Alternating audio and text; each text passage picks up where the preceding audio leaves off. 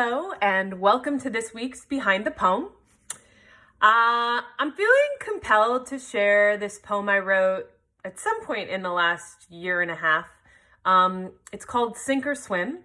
Content warning, it's about my experience having bulimia.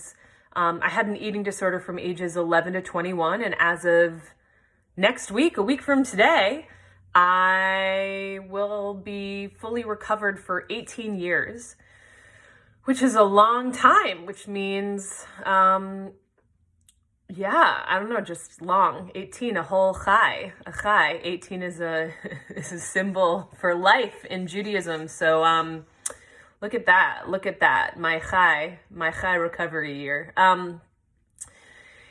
Why do I feel like doing a poem about bulimia right now?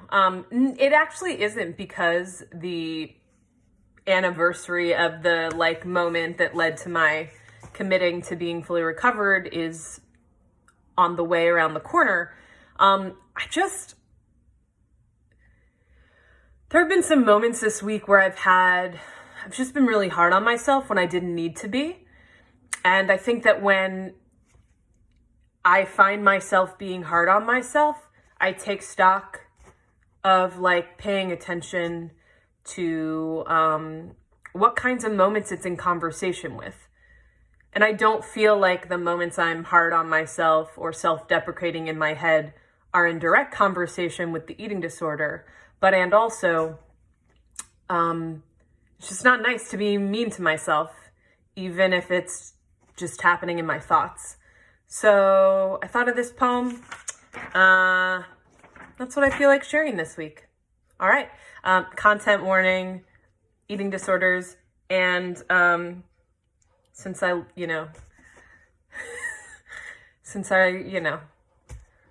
love to mix trauma, there's a brief reference to rape. Okay. Take care of yourselves. You can stop here if you don't want to go any further.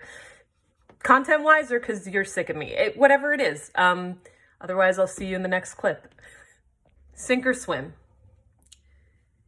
Maybe I could have saved myself sooner had I flushed it all away by drinking water like a fish. That's a thing I do now. Submerge my organs in a sea of tap. My mother still loathes the guy.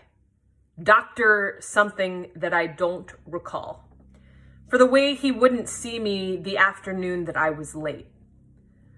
My mother says she was proud of me, that I didn't drive because I was too tired and took a nap. My mother says she was glad I didn't get behind the wheel.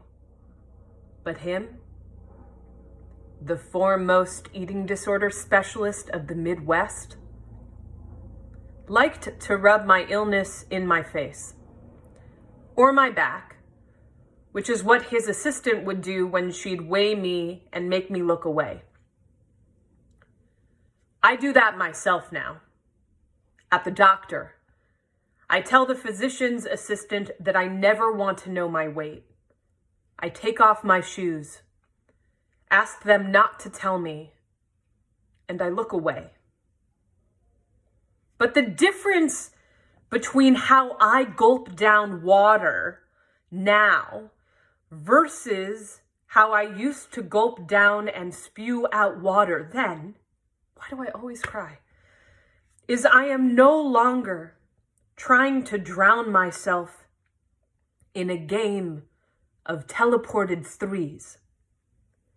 I am no longer trying to disassociate myself from that phone call with what's her name, whose name I of course remember, but never want to say. I met her doing poems. We bonded over rape. Not the kind of thing I like to bond on anymore.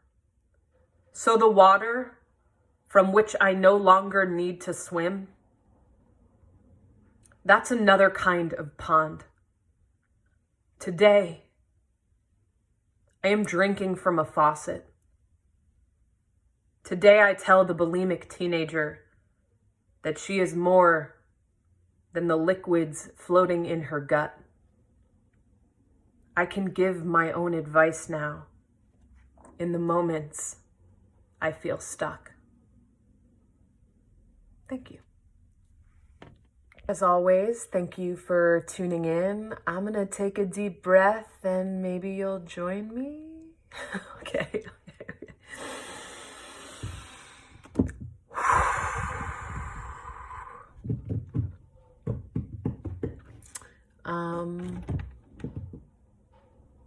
I don't know how I feel about that poem. I think I really liked it when I first wrote it and thought it was doing what I thought I wanted it to do. But I don't know now. Might need some editing.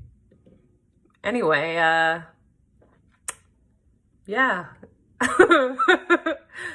Happy Friday. Shabbat Shalom. And if you have any questions or comments or wonders or thoughts, hit it up. If he mess up, you gotta hit him up. Hey, ladies. That's not at all the right vibe, but that's what the hit him up. Goodbye.